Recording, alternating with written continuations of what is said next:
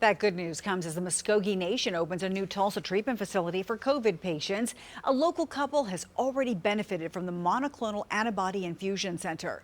2 News Oklahoma's Katie Kelleher spoke with one of them today about the treatment and goes in depth on how this center could help other hospitals in the area.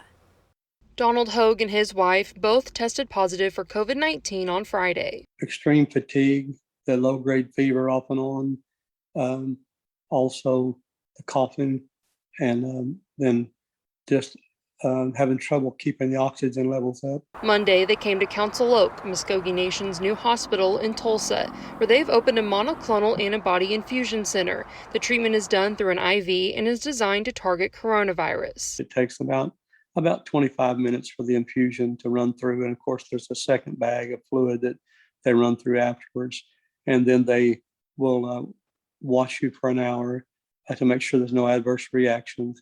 Council Oak can treat about 60 patients at the infusion center each day. Sean Terry, Muscogee Nation Secretary of Health, says the infusion should be done within 10 days of getting COVID. We also know that the quicker you get the infusion, the more likely you are to not become sick enough to have to go to the hospital. Keeping people out of the hospital is the goal of this infusion center. They want to help alleviate the capacity strain on area hospitals. So what we're really hoping is that these patients will come in, they'll get the infusion, they'll be able to stay out of the hospital, and for those patients that really need that intensive care, it'll free up some space for us to treat those patients. Donald says after their treatment, he started to feel better. His fever is gone and his oxygen levels are up. Now he's just trying to get his strength back. His wife, a cancer survivor, had more severe symptoms, but it's slowly getting better. Tuesday morning, we were seeing her strong enough to walk.